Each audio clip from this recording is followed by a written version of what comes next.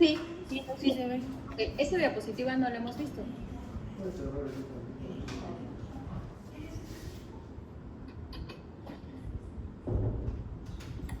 Bueno, pues ya para entrar en el tema, digo, después de todo ese recordatorio de anatomía, de fisiología, de todo, hasta de histología, vamos a entrar en el tema de infarto.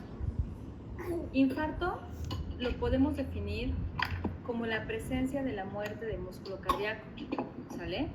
Este va a estar presentándose con síntomas de isquemia y a nivel del electrocardiograma podemos tener cambios nuevos o que sospechemos que son nuevos en el segmento ST, en la onda T, ya sea como infras o supradesniveles, ¿sale? O también lo podemos presentar como un bloque izquierda que sea nuevo.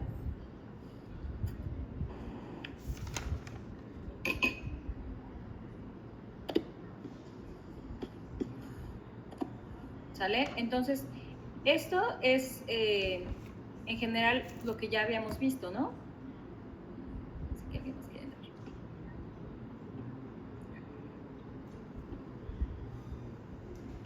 sí, Ok, para que nosotros podamos tener el diagnóstico así bien definido de qué es un infarto, pues nosotros tendríamos que tener un ecocardiograma en el cual pudiéramos observar que hay pérdida del músculo cardíaco, del movimiento del músculo cardíaco.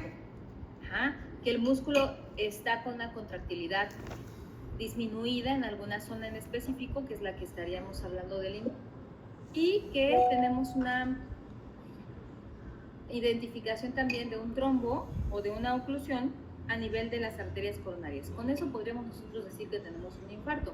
Sin embargo, pues no tenemos todas esas facultades para poder, no las podemos tener previo, por ejemplo, al tratamiento, para poder definir si le vamos a iniciar el tratamiento o no. Nuestra alternativa es clínica y electrocardiográfica. Entonces, el hecho de que nosotros tengamos un electrocardiograma en los primeros 10 minutos y que tenga cambios sugestivos nos puede orientar a que el paciente está con un síndrome coronario agudo. Si ustedes recuerdan con lo que ya hablamos, si lo analizan, entonces tomaríamos que el infarto va a evolucionar con una onda de necrosis que va de endocardio al miocardio, porque recuerden que va el flujo sanguíneo de epicardio hacia endocardio. Entonces, esto es lo que en sentido contrario es como se va a manifestar, ¿no? Entonces, en los primeros minutos podemos tener cambios supras o infradesniveles demasiado pronunciados que van a empezar a disminuir con el paso del tiempo. Y entonces, en el lapso de los primeros minutos puedo tener un supradesnivel del ST supermarcado, en las primeras horas voy a tener un supradesnivel menos marcado y poco a poco va a ir cambiando hacia una onda Q. Si ustedes recuerdan, ¿cuáles eran los criterios para poder decir, ah, no, todavía no hemos llegado a eso? Hoy ya vimos lo de la onda Q, ¿ya, verdad? ya lo vimos. Entonces, ¿se acuerdan cuáles eran los criterios para poder decir que una onda Q es patológica?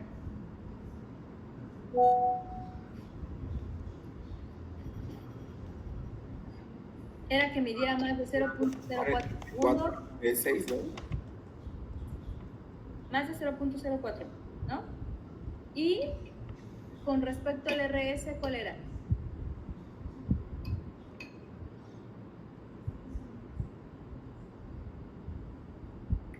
¿Se acuerdan?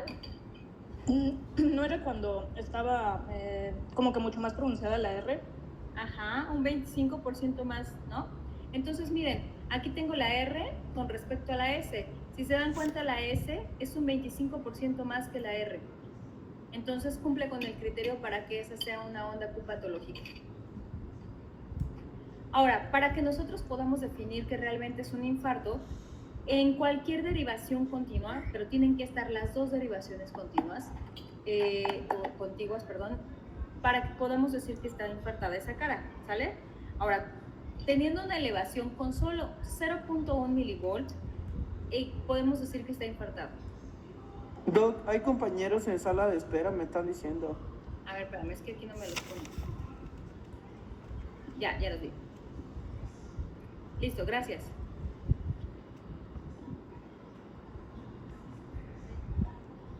Listo. Entonces, para que yo pueda que tengo un infarto, entonces necesito tener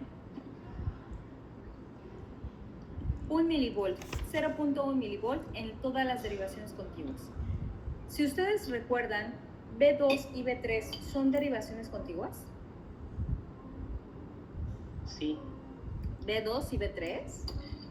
No, sería B1, B2 y por otro lado sería B3 y B4 para que sean contiguas. Muy bien, doctora. Pero, ¿qué creen? Si hay elevación en B2 y B3, podemos tomarlo como una derivación contigua siempre y cuando tenga una mayor elevación, porque ahí tenemos el cambio de la estructura de una zona que es una membrana, el septum membranoso, hacia el músculo cardíaco. Entonces, ¿qué pasa con esto? Que si tenemos cambios en esas dos, puedo yo tomarlo en cuenta como si estuviéramos con un infarto, siempre y cuando mi paciente, que sea un hombre mayor de 40 años, tenga una elevación de 0.2 milivolts. Si se dan cuenta, es de lo doble con respecto a lo que normalmente pedimos. Si el paciente es un hombre, pero es menor de 40 años, estamos pidiendo que sea de 0.25 milivolts. Y si es una mujer, tiene que ser de 0.15 milivolts. O sea, un cuadrito y medio hacia arriba. ¿Sale? ¿Sí? ¿Quedó claro? Solo en este caso y con estos puntos de corte podemos decir que mi paciente está con una elevación del ST. ¿Sale? Sí, de acuerdo. Ok, ahora, en cuestión del infarto sin elevación del ST, podemos decir que es una depresión del ST cuando yo tengo una nueva depresión que sea de 0.05 milivolts, es decir, medio cuadrito chiquito para abajo, pero tiene que estar igualmente en dos derivaciones contiguas o tiene que tener una inversión de onda T que sea más de 0.1 milivolt. Es decir, puede ser que yo no tenga un infradesnivel, pero si mi onda T ya es tan profunda como 0.1 milivolt hacia abajo, entonces ya no se toma como una isquemia, sino ya se toma como una lesión, ¿sale? Y obviamente esto también tiene que estar en dos derivaciones contiguas. ¿Ok? Ok.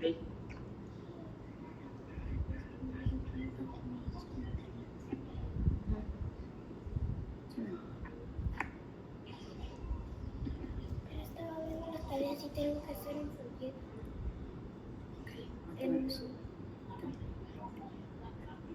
Ok, ya no me voy a meter con la onda Q porque ya se los expliqué, no los quiero confundir más, ¿va? Entonces, vamos a ver, tenemos 5 tipos de infarto, que más bien no son como 5 tipos de infarto, sino son 5 motivos principales por los cuales se produce un infarto. El tipo 1 es ocasionado por la ruptura de la placa de ateroma y este es el infarto espontáneo, ¿sale? El tipo 2 vamos a presentarlo por un secundario a un desbalance isquémico, es decir, el aporte que se da es mucho menor que la demanda que se tiene. Esto, por ejemplo, es muy frecuente en los choques hipovolémicos hemorrágicos. Por ejemplo, el corazón está latiendo muy rápido para tratar de compensar esa hipovolemia, pero hay tan poca sangre que también llega muy poca y empieza a isquemiar las coronarias. Entonces, el paciente termina infartado por bajo gasto, ¿sale? En el tipo 3 es cuando el paciente llega, falleció, después le hacen su autopsia y en la autopsia resulta que tuvo un infarto. O sea, es el paciente que no se le dio atención, que no tiene biomarcadores, que no tiene un diagnóstico como tal, pero que se encuentra el diagnóstico en una autopsia, ¿sale? Entonces, miren, aquí está la placa, la tipo 1, que es la ruptura de la placa, el tipo 2, en donde vamos a tener una disminución en el aporte, pero también puede ser por la presencia de un vasoespasmo, ¿sale? El tipo 4 va a estar relacionado con la intervención coronaria percutánea, es decir, por ejemplo, la colocación de un cateterismo, ¿sale? Aquí, por lo general, los pacientes ya tienen datos de infarto, entonces para que podamos decir que se reinfartó, que se extendió el infarto secundario a el procedimiento de cateterismo, tenemos que tener una troponina elevada más de 5 veces el percentil 99 con respecto a las basales, ¿ok? Y las troponinas tienen que aumentar más del 20% en basales con respecto a lo elevado, porque, por ejemplo, si el paciente ya estaba infartado, le hicieron un cateterismo y ahí se reinfarta por el cateterismo, ¿cómo sabemos que se reinfartó? Bueno, la razón o la manera de buscarlo es con esto que les estoy contando, ¿sale? Entonces, para que podamos decir que mi paciente tiene un infarto de este tipo, tenemos que tener síntomas nuevos o cambios electrocardiográficos o un nuevo bloqueo de rama izquierda de las de His, ¿sale? Y que tengamos datos de una pérdida de la permeabilidad a nivel de la angiografía. El tipo 4B está relacionado con la trombosis del stent.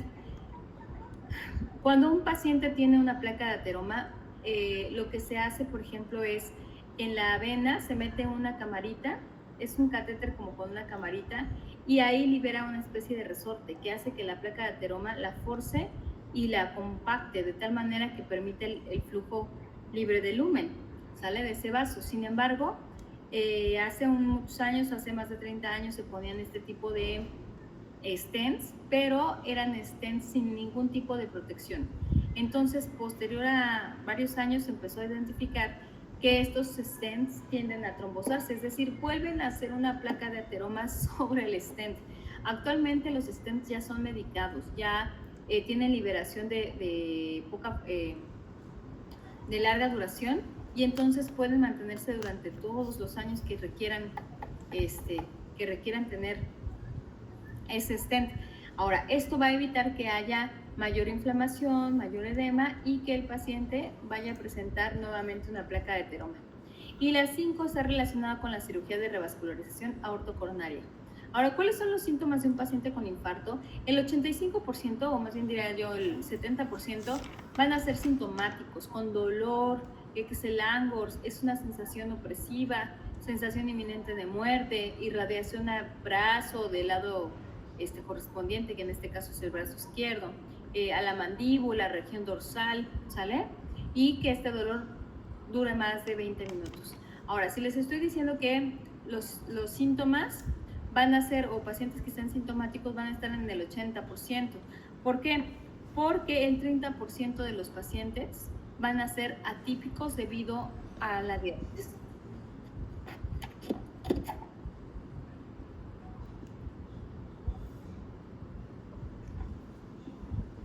¿Ok? Entonces, ¿qué síntomas vamos a tener? En el caso, por ejemplo, si ustedes recuerdan que yo les dije que el corazón está inervado por el nervio vago, ¿se acuerdan? Entonces, todo lo que tenga relación con la inervación del nervio vago puede tener datos o síntomas que se generen en el infarto, porque también va a haber estimulación de ese nervio. Por ejemplo, liberación de acetilcolina, bradicardia, vasodilatación periférica excesiva, salivación excesiva, náuseas, broncoespasmo. Todas esas son complicaciones, por ejemplo, que se pueden presentar por una reacción vagal secundaria a un infarto, ¿sale? Entonces, en el 30% de los casos los pacientes son atípicos. Esto generalmente va a ser ocasionado por neuropatías y una de las más frecuentes es neuropatía diabética. Entonces, tienden a ser un poco más prolongados. Ahora, estos pacientes diabéticos que tienen neuropatía también tienen un 30% de probabilidades de tener síntomas atípicos, es decir, síntomas que no se relacionan con una enfermedad en específico.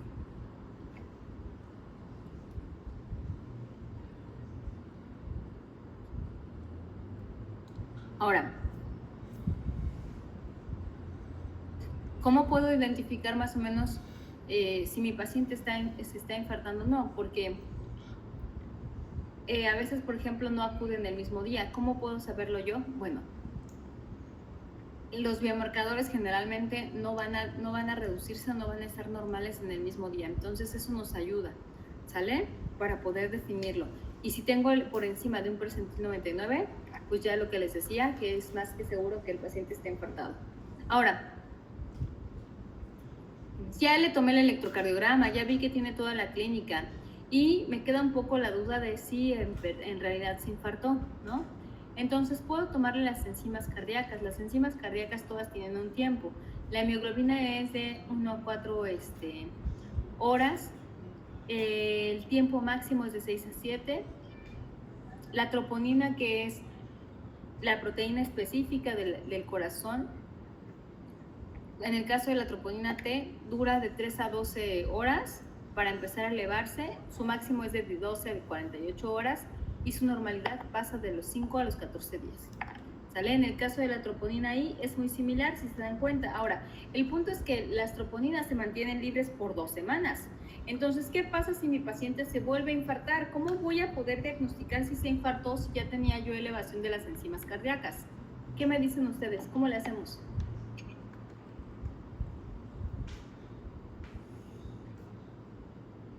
Pues tal vez se elevan más de lo que ya estaban.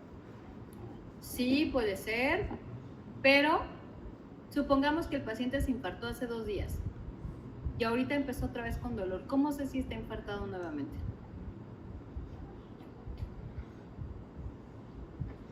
Pues se le puede pedir otro electro, tal vez. Sí, se pide el otro electro. Y mire, usted me decía, pues esperamos o se le toman las enzimas. Mire, la mioglobina empieza a elevarse en 1 a 4 horas. Su tiempo máximo es de 6 a 7 horas. Y trabaja 24 horas. ¿Sale? ¿Qué quiero decir con esto? Que en 24 horas la mioglobina va a estar ya normal. Así que si se reinfartó, le podemos tomar la mioglobina y valorar, por ejemplo, la fecha en la que se adquiere, y con eso va a mejorar, se lo aseguro. ¿Sale? Entonces, ya el hecho de que nosotros, por ejemplo, identifiquemos ya con la mioglobina que mi paciente se está reinfartando, pues me da la posibilidad como de reenfocar otra vez el tratamiento, valorar si mi paciente requiere un cateterismo o algo más que no se haya hecho para poder limitar los daños. ¿Sale? Ok. ¿Va? ¿Dudas? De infarto no, doc. No, doc. ¿No? ¿Hasta acá no hay dudas? No. Vamos a ver, la clasificación de Killip es una clasificación para valorar la complicación que tiene hasta ese momento el paciente con infarto. Tenemos 4 estadios. La clase 1 es un infarto que no está complicado. La clase 2 es una insuficiencia cardíaca moderada, en donde el paciente cuando lo auscultan ya tiene estertores crepitantes y subcrepitantes en las bases, tiene galope, S3, taquicardia, pero como tal no ha llegado a un choque cardiogénico. ¿Sale? En la clase 4 el paciente por la falla cardíaca ya está teniendo un edema agudo pulmonar, ¿ok? Y en la clase 4 el paciente definitivamente ya está en un choque cardiogénico. Ahora, la escala de Grace también nos sirve para poder predecir, pero en este caso la mortalidad de mi paciente. Vamos a tomar la edad en años, ¿sale? Y le vamos a dar un porcentaje. La frecuencia cardíaca, cuánto se encuentra, la presión arterial sistólica, la creatinina, porque acuérdense que la creatinina se eleva en el caso de las lesiones renales, ¿ok? Agudas. La clase de Killip-Kimball que acabamos de hablar. Y vamos a valorar si ha tenido un RCP, le damos puntaje. Si tiene elevación de las enzimas cardíacas, también se le da un puntaje. Y la desviación del ST es otro puntaje. Entonces, vamos a juntar todos estos puntajes y si mi paciente tiene menos de 88 puntos, me habla de que tiene una mortalidad menor a 3% a 6 meses. Si el paciente tiene un puntaje intermedio entre 89 y 140, entonces su mortalidad va de 3 a 8 meses. Y en caso de que sea mayor, aquí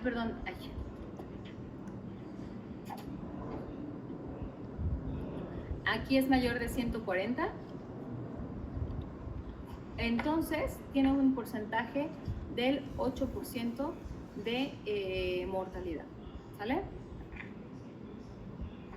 También tenemos el score de TIMI, el cual evalúa el riesgo de muerte en un infarto, ¿sale? Vamos a valorar la edad, los 3 factores de riesgo para enfermedad coronaria, por ejemplo, tabaquismo, sedentarismo, ¿sale? Etcétera. Ahora, que tenga, si tiene un 50% de estenosis coronaria en la angiografía, si tenemos elevación del ST, si hay 2 episodios de angina en 24 horas antes de la presentación, es decir, que el paciente antes de que empezara a presentar datos de un infarto, sí tuvo anginas, ¿ok? Aumento de los marcadores biológicos, es decir, de nuestros biomarcadores o de nuestras enzimas cardíacas. Ahora, esto que les estoy mostrando es el código infarto, chavos. ¿Ok? A ver, revísenlo. Les doy un minuto y ahorita lo explicamos.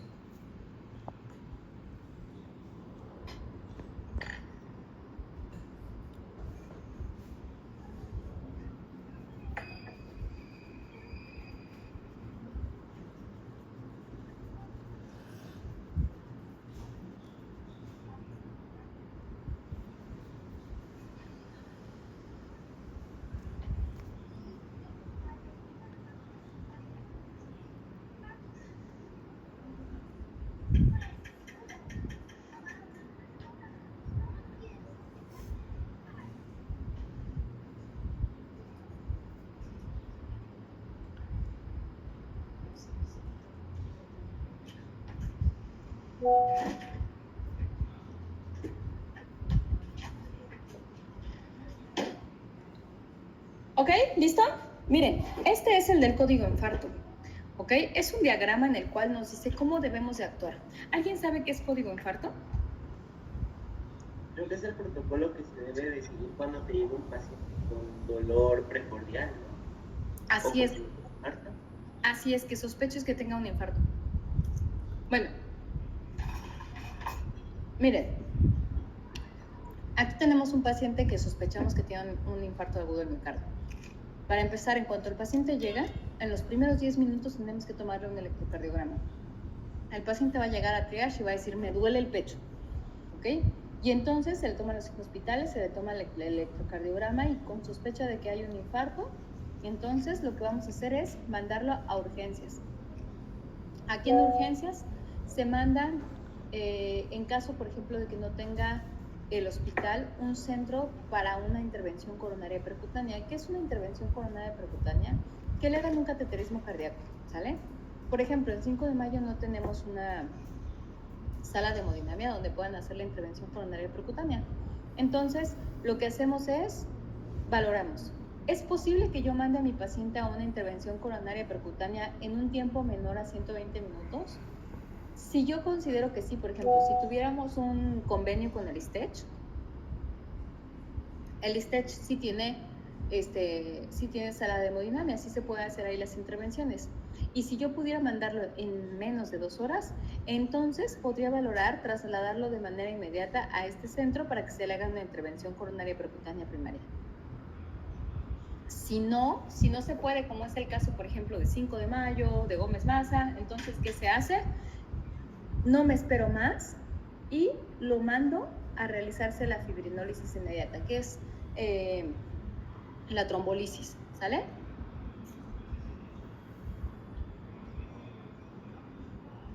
Si ya le hice la fibrinólisis, voy a valorar si esta fibrinólisis fue efectiva. ¿Cómo lo voy a valorar?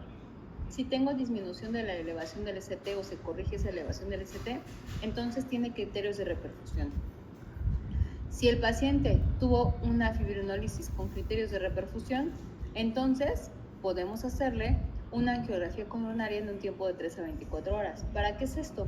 Es una tomografía contrastada de las arterias del corazón que me va a permitir identificar si no hay un trombo intracoronario, si no tengo una placa de ateroma, para que se le pueda realizar el cateterismo y entonces con esto podamos reducir el riesgo de que haya un infarto o de que vayamos a tener ruptura de esa placa de ateroma.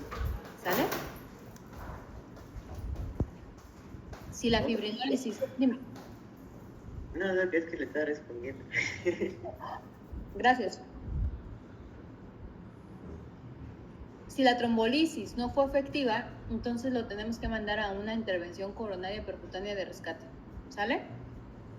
Ahora, si yo tengo a mi paciente que acabo de diagnosticarle un infarto porque ya se le tomó el electro, porque pasó a triage y el de triage identifica que es un paciente con infarto, pero hay un centro de intervención coronaria percutánea en ese hospital, entonces yo tengo que estarle realizando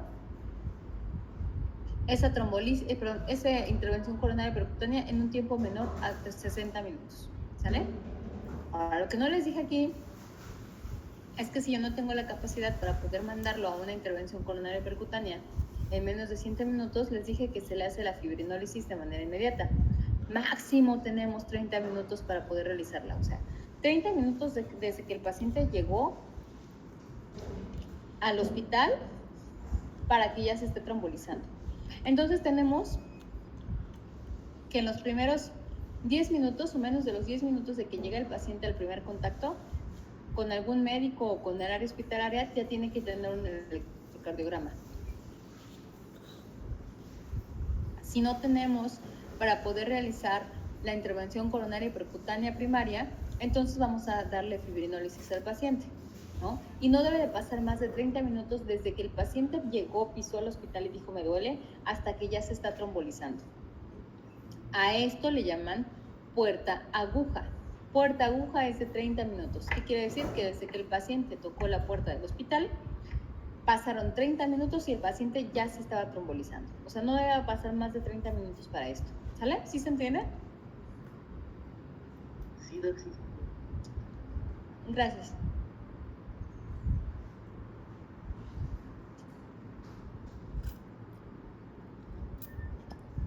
Tengo la posibilidad de hacer una angioplastía primaria desde el primer contacto que se realice.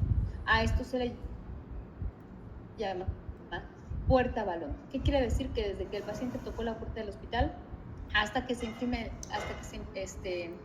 hasta que se infle el balón de la intervención coronaria percutánea. ¿Sale? Ok, Doc. Si yo no tengo la posibilidad para realizar la angioplastía primaria desde el primer contacto, que lo tenga que derivar, por ejemplo, a otros lados, tengo un tiempo que no debe de romperse y tiene que ser menos de 90 minutos, es decir, de 1 hora y media, ¿sale? Y tiene que ser menos de 60 minutos en pacientes que ya se presentan precozmente y tienen un área de riesgo extensa. O sea, si el paciente está grave, está delicada su presión, no debemos de tardar más de 1 hora en atenderlo, ¿ok? Ok. Y lo que les decía, que si yo no tengo la intervención coronaria percutánea en mi hospital, pero puedo conseguirla en menos de 120 minutos, entonces sería lo óptimo, ¿sale? ¿Dudas? No. Chéquenlo bien porque esto viene en el ENARM, ¿eh? Doc, entonces, bueno, yo ya, o sea, para fines prácticos, suponiendo que llega el paciente a sala de urgencias y yo estoy ahí, ¿no? Ajá. Y trato de conseguirle el cateterismo, pero pues ya pasaron 20 minutos. Ajá. y no tengo respuesta. ¿Inicio trombólisis? Si tú consideras que no vas a poder conseguir el cateterismo en un lapso mayor a 120 minutos, entonces a lo mejor vale la pena que te esperes. Pero si tú ves que no hay posibilidad de conseguir el cateterismo, entonces sí, ya, ve y trombolízalo. Gracias. La trombolisis no siempre rompe los coágulos completamente, rompe una parte. Por eso, después de eso, de que lo trombolicemos, tenemos que mandarlo a la intervención coronaria percutánea. Ahora, ¿cuál es la diferencia que lo haga yo después de que lo trombolizamos y que ya esté tranquilo? ¿Cuál es la diferencia de eso con respecto a la trombolisis de urgencia? Que en el caso, por ejemplo, de la trombolisis de urgencia, del cateterismo de urgencia, el paciente está más inestable, puede estar chocado, pues, va a estar hipotenso, ¿sale? Y en el caso, por ejemplo, de que se realice después de la trombolisis, pues nos ayuda a lo que alcanzó a reperfundir, pues no se haya dañado, y nos ayuda porque podemos liberar ese coágulo o ese trombo que está en la arteria y que la perfusión sea eficiente para que la mayor parte del tejido cardíaco se pueda recuperar. ¿Ok? Ok, Ahora, si le hicimos una fibrinolisis a nuestro paciente, pero necesito ver si no está ahí el coágulo o si solamente está parcialmente abierto ese vaso sanguíneo, entonces hay que hacer una angiografía en el lapso de 3 a 24 horas. Obviamente esto es dependiendo de qué tan estable está el paciente. Si el paciente está inestable, yo sugeriría que lo estabilicen y ya después se realizan los procedimientos, ¿va? ok.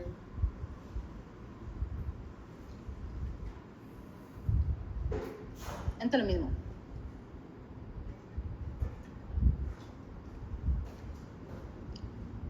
Ahora, si no tuve la posibilidad de hacerle la intervención coronaria percutánea, pues pensemos en trombolizarlo, ¿no?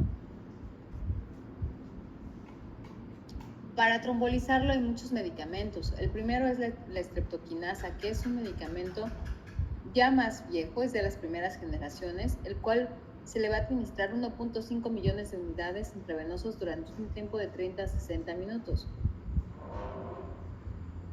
El otro medicamento es el Alteplasa. Este, la verdad, es uno de los más utilizados porque también sirven para trombolizar, por ejemplo, a nivel de tromboembolia pulmonar, y para otros casos también se puede utilizar el Alteplasa. Aquí vienen 2 frascos de 50 mililitros. Entonces, 50 miligramos. Entonces, lo que van a hacer es, preparan un frasco y le administran 15 miligramos de este frasco para ese paciente por 30 minutos. Después de eso, lo que van a hacer es van a tomar el segundo frasco que está completo y le van a pasar una dosis de 0.5 miligramos por kilogramo intravenoso por 60 minutos. ¿Ok? Primero entonces vamos a pasarlo los 15 miligramos y 0.75 miligramos por kilogramo por 30 minutos. Ahora, esto es importante, que si yo le calculo 75 miligramos por kilo, no pase de 50 miligramos. ¿Sale? A ver, calculen. 0.75 por 80. ¿Cuánto es? 60. Sí, pondríamos 50, ¿no? Así es. Como no tenemos los 60, porque el frasco es de 50, solo le vamos a poner 50. Y luego vamos a calcular la dosis de 0.5 miligramos por kilogramo por un tiempo, 0.5 miligramos por kilogramo. Y entonces ya esta infusión la vamos a pasar por un tiempo de 60 minutos, ¿sale? Es decir, 1 hora. Pero la dosis que calculamos la vamos a dejar máximo a 35 miligramos, ¿ok? ¿Por qué? Porque el segundo frasco ya le habíamos quitado 15 miligramos, ¿se acuerdan? Estos 15 miligramos de acá. Entonces, por eso no debemos de pasar más de 35 miligramos. En total se van a usar los 2 frascos completos, ¿sale? Ok, no. La verdad es que es un poco engorroso y complicado, pero es uno de los que tiene buenos efectos, aunque también tiene un poco más de riesgo de sangrado. Ahora, el Reteplasa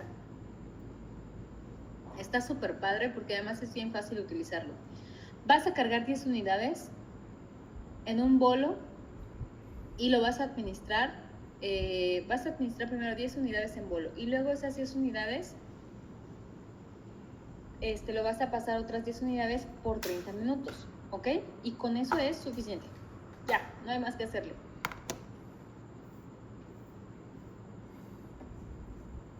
Y la Tecneteplasa es todavía un poco más fácil. Viene con una jeringa, la cual es parecida a la jeringa de insulina, por ejemplo, que le das vuelta y eliges la dosis. En este caso es igual, ya viene esa jeringa. Entonces, ¿qué es lo que se tiene que hacer?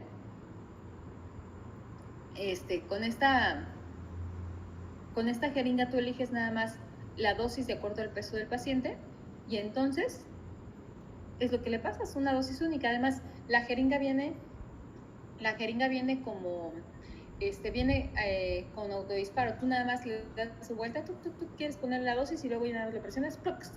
Y ya, suficiente para que puedas administrar el medicamento. Ahora, ¿alguien sabe cuáles son las complicaciones de la trombolisis? Pues puede ser sangrado o evento cerebrovascular, sangrado en tubo digestivo, sí, todo tipo de sangrado. Así es. Puede presentar sangrado en cualquier nivel del cuerpo y eso es lo peligroso.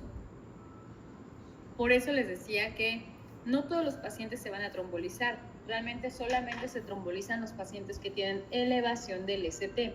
Sin elevación del ST no se trombolizan, ¿sale? Sí, ¿no? Entonces, entre la alteplasa, reteplasa y tecnoteplasa, la verdad es que la alteplasa es la que sangra más. Y el reteplasa y el tecnoteplasa ya son los medicamentos de últimas generaciones, por lo tanto, ya no se presentan tanto sangrado. Pero aún así, hay que tener consideración con respecto a esto.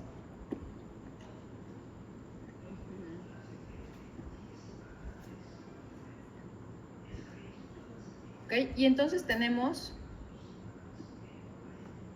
contraindicaciones absolutas para poder decir que yo voy a trombolizar a mi paciente. Es decir, si tiene alguna de estas, no se puede trombolizar.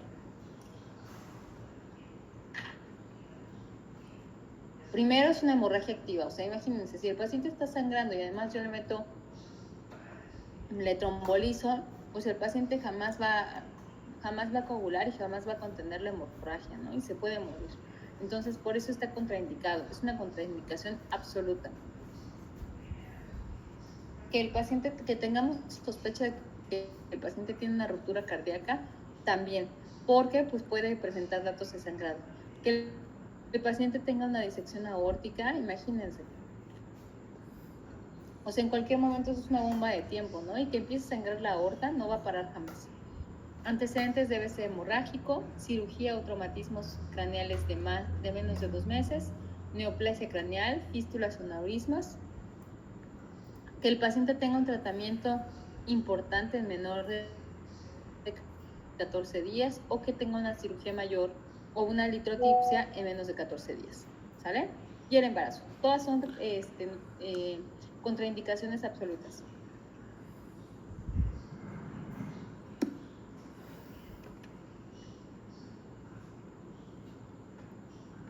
Ahora, las contraindicaciones relativas son relativas porque si se modifican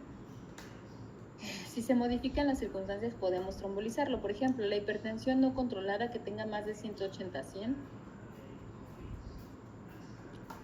es una indicación relativa. ¿Por qué? Porque si corregimos primero la presión arterial, entonces vamos a poder posteriormente trombolizarlo. Entonces lo que tenemos que apurarnos es a mejorar la presión arterial y tenerlo lo más estable posible. Ahora, ¿qué pasa si yo lo trombolizo y está hipertenso? El riesgo es que haga un evento vascular hemorrágico de una manera más fácil.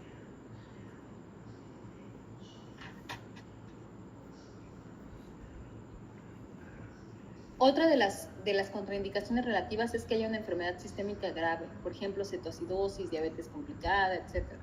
Una cirugía menor de 7 días, una cirugía mayor de 14 días o menor de 3 meses, alteraciones de la coagulación conocidas que tengan un riesgo hemorrágico, por ejemplo, como la hemofilia, pacientes que tengan pericarditis o que tengan un tratamiento retiniano con láser. ¿Y qué es lo que hace la trombolisis precoz? Miren, aquí va, y si se dan cuenta, aquí está estenosada esta arteria. Bueno, la trombolisis lo que hace es llega y empieza a deshacer los coágulos.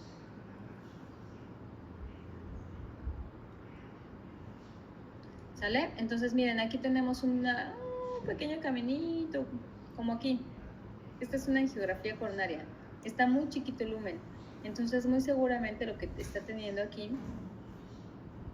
es que ese espacio que se ve es por donde pasa la sangre y lo demás no se alcanza a ver, pero ahí pareciera que tuviera una compresión. ¿Sale? Sin embargo, cuando lo trombolizamos ya permite de tener una oclusión completa a tener una oclusión parcial. ¿Sale? Pero le damos tiempo al cateterismo. ¿Qué es el cateterismo? Bueno, En el caso de la angioplastía primaria, como yo les había dicho, se va a meter un catéter a nivel subclavio o yugular, y de ahí se manda por todas las arterias hasta que llegue a las arterias coronarias. Al llegar a las arterias coronarias, lo que va a pasar es que en este momento se mete la cámara, se observa dónde está el ateroma, y esto él lo contiene, y posteriormente lo que va a hacer es dejar una malla, ¿ok? Para que el stent le dé un poco más como de estabilidad, ¿sale? ¿Sí, chicos? Sí, Doc. No.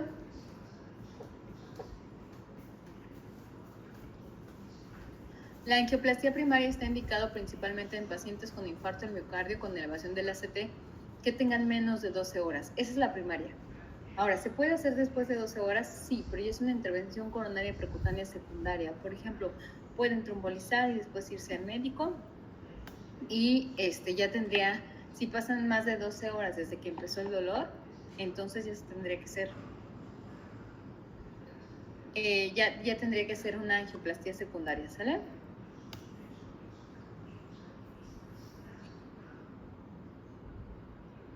Ahora, a diferencia, por ejemplo, si tengo un paciente que está con un choque cardiogénico y que lo voy a trombolizar, es más riesgoso, ¿sale?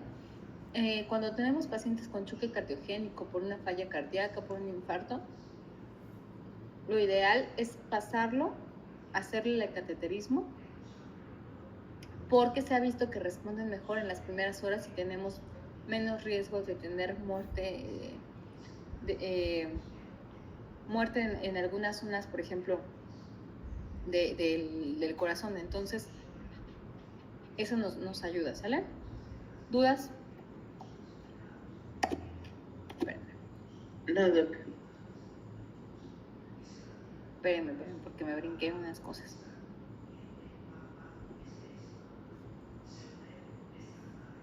Ahora, ¿qué tratamiento le puedo administrar yo? La otra vez me preguntaron, es que si empiezo un paciente con dolor precordial, ¿qué le hago yo? Lo primero es que ustedes inicien con los antiagregantes plaquetarios. En este caso se tendría que dar aspirina o ácido salicílico. La dosis de impregnación es de 150 a 300 miligramos.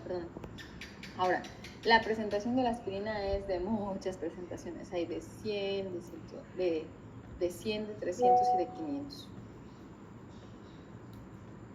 ¿Sale? Entonces, nosotros vamos a tomar una tableta de 300 miligramos y vamos a administrársela al momento en el que nos dice que tiene dolor, y posteriormente le vamos a continuar con una dosis de mantenimiento de 75 a 100 miligramos al día. A la par le vamos a dar también clopidogrel, ¿sale? Tiene una dosis de carga de 600 miligramos por vía oral, la primera dosis. Las siguientes dosis va a ser de 75 miligramos. Ahora, las tabletas vienen de 75 miligramos. Entonces, ¿cuántas tabletas le vamos a dar a este paciente?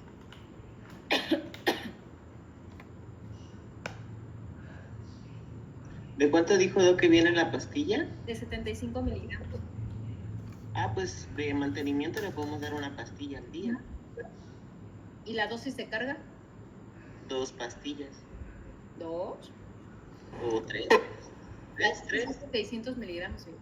8 pastillas. Así es, doctor. Ahora, imagínate que le vas a dar esas 8 pastillas y aparte le vas a dar los 300 miligramos de aspirina. Y además le vas a dar una estatina para estabilizar la placa. Y además le vas a dar medicamento para la presión. Y todo se lo vas a dar juntas. O sea, terminas dándole como 12 pastillas juntas. Hay que explicarle a los pacientes cuál es el objetivo, porque a veces no lo entienden. Ven demasiadas tabletas y piensan que les va a hacer daño que les des tantas tabletas. Entonces hay que comentarlo con ellos. ¿Sale?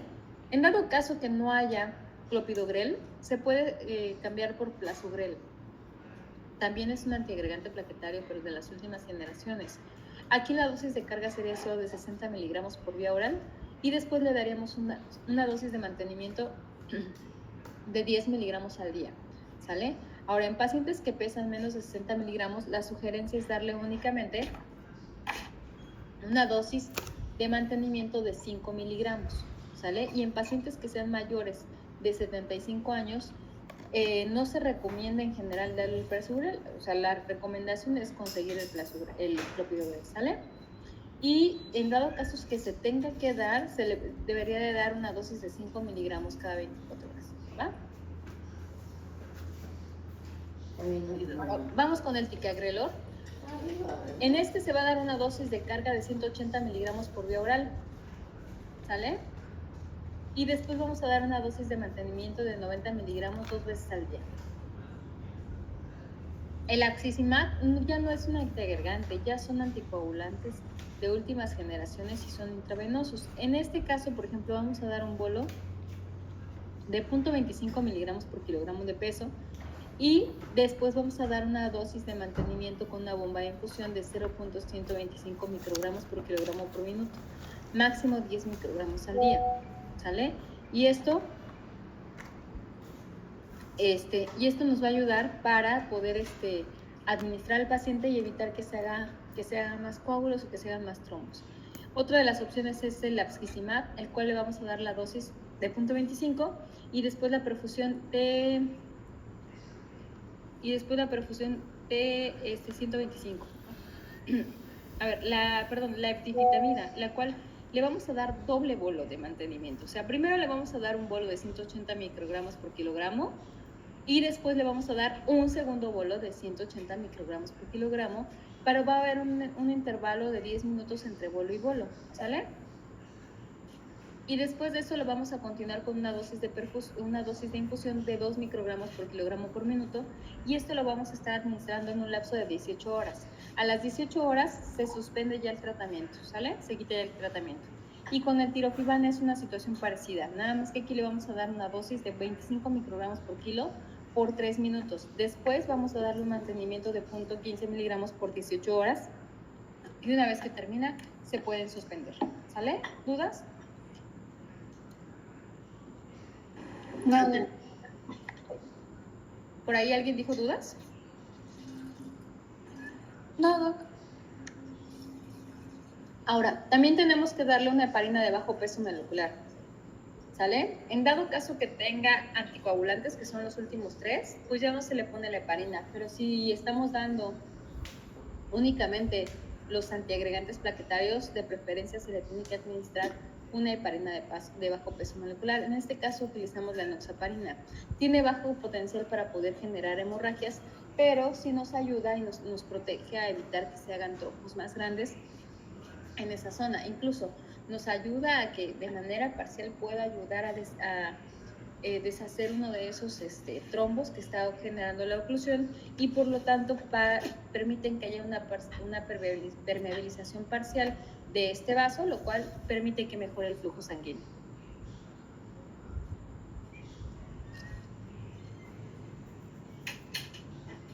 ¿Sale? Ahora, la heparina de bajo peso molecular que vamos a utilizar se llama enoxaparina, ¿ok? Y la dosis la vamos a manejar de 1 miligramo por kilogramo de peso, sin pasar 60 miligramos. Entonces puedo darle, por ejemplo, una dosis de 1 miligramo por kilogramo de peso hasta 60 miligramos y le puedo dar 2 veces al día, ¿sale? Hola. Sí, estoy viendo. Sí. Pensé que se me había cortado. No, es que no podía activar mi micrófono. Ok, y vamos a darle un estabilizador de membrana. Como estabilizador de membrana vamos a utilizar una estatina. La estatina de elección es la atorvastatina. La atorvastatina nos va a ayudar porque, ¿se acuerdan de ustedes cuando hablábamos de la placa de ateroma? Que se va formando y luego se rompe y sale ahí un émbolo. ¿Se acuerdan? Sí, Doc. Sí. Entonces, lo que va a hacer, por ejemplo, es que si sale todo ese centro o toda esa materia de grasa, lo que va a hacer la atorvastatina es ayudar a estabilizar para que no se vaya a desprender y no se haga precisamente un émbolo, ¿ok? Y con esto nos ayuda a reducir el riesgo de que haya un desprendimiento de esta sustancia. Sin embargo, pues también al estabilizar la placa permite que siga haciéndose, permite que siga haciéndose más grande esta placa, lo cual nos va a ayudar a que se tape más rápido. Sin embargo, pues la atorvastatina sí nos favorece, nos ayuda a disminuir la acumulación de grasa a nivel de las arterias y evita que se vayan haciendo las placas o que haya ruptura de las placas con mayor frecuencia. ¿Sale? Sí, Doc, ¿la atorvastatina también ayuda con las células espumosas? Sí, es precisamente lo que hace. Ayuda a estabilizar, ayuda a que haya menos formación de células espumosas y una vez que se rompa, por ejemplo, que haya una inestabilidad en esa placa de ateroma, ayuda a que se estabilice y que no haya mayor formación. ¿Vale? Oh, gracias. La dosis de la atorvastatina es de 80 miligramos para los pacientes con infarto. 80 miligramos cada 24 horas.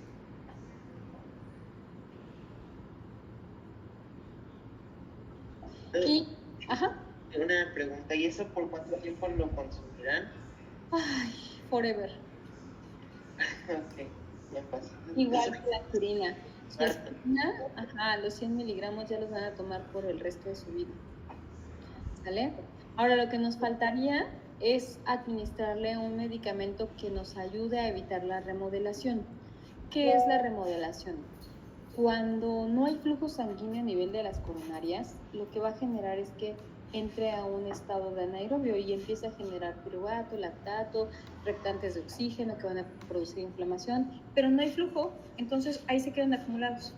En el momento en el que hay un flujo sanguíneo, lo que va a pasar es que va a empezar a levantar eso y lo va a empezar a barrer. El problema es que los reactantes de oxígeno, los procesos inflamatorios y todo va a pasar por tejido sano y va a generar mayor inflamación. Entonces, ¿qué hacen los antirremodeladores?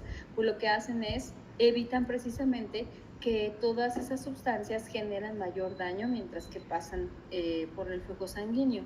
Entonces, lo que me va a ayudar, por ejemplo, en este caso son los antirremodeladores, por ejemplo, se utiliza el captopril, pero en dosis muy bajitas, porque pueden decir, bueno, el paciente puede ser que está hipotenso o está normotenso, entonces si le pongo captopril va a bajar más su presión. En este caso no, porque la dosis es súper pequeñita. ¿Alguien sabe de cuánto viene la dosis del captopril?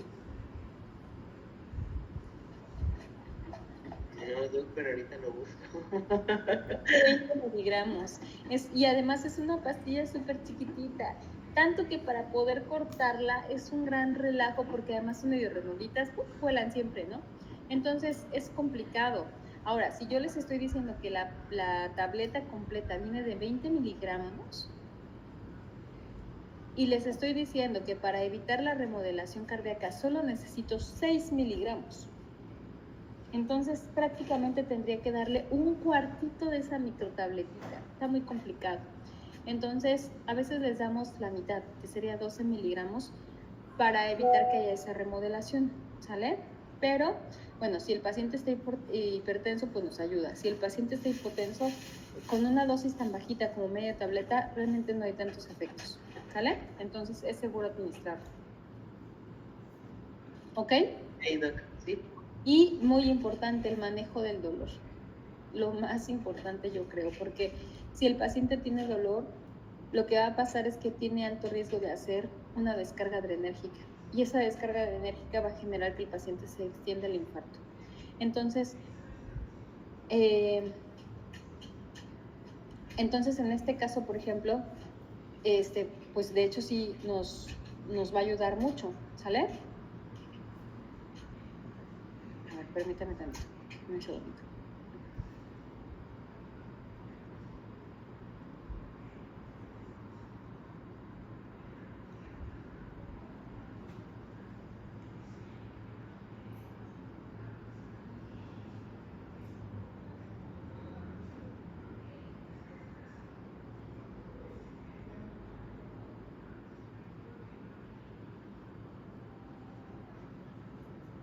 Perdón, chicos. Entonces, les decía, si se dan cuenta, la dosis es súper pequeñita que pues no nos va a hipotensar al paciente, ¿sale? Otra parte del tratamiento que tenemos que usar es administrar el oxígeno, y de los analgésicos. Que los analgésicos que tenemos que estar administrando, es muy importante que mi paciente no tenga dolor, ¿ok? ¿Por qué? Porque si no, eso va a generar una mayor descarga adrenérgica, y la descarga adrenérgica va a generar más vasoconstricción, y esto va a generar más disminución del flujo a nivel de las arterias. Entonces, ¿qué vamos a hacer? Administrarle tratamiento analgésico. Ya les había comentado algo, ¿no? ¿Qué es el analgésico que está indicado en ellos? ¿Cuál es el analgésico? Opioides. Exacto, contraindicado completamente los AINES, ¿no? Por la ruptura de los músculos papilares. Entonces, en este caso hay que administrarle el medicamento para el dolor. Súper importante, porque si el paciente continúa con el dolor, va a continuar anginándose, y el mismo dolor genera más isquemia. Entonces, es importante que lo dejemos sin dolor, ¿sale? Y pues, si el paciente está hipertenso, lo que hay que hacer es administrar un vasodilatador coronario, ¿ok? Por ejemplo, nitroprusiato de sodio, le podemos administrar trinitrato de glicerilo, ¿ok? Si no tenemos esto, podemos administrarle incluso un isosorbide, ¿ok? Algo que me ayude a abrir un poquito o parcialmente el vaso, ¿sale? ¿Qué pasó, Eric? Eric, ¿tienes alguna duda? No, que ya se va a acabar la llamada, volvemos a entrar. Ya de hecho acabamos. ¿Sale? Ya acabamos, espérame, mira, te muestro que ya acabamos. Sí, ya acabamos. Una preguntota, ¿será que me podría compartir la imagen del algoritmo de cetoacidosis diabética? Lo que pasa es que lo estuve checando y vi que hay varias diferencias, hay varios algoritmos. Entonces, hay varios algoritmos. El que te recomiendo que revises es el de, yo les puse el de la ADA,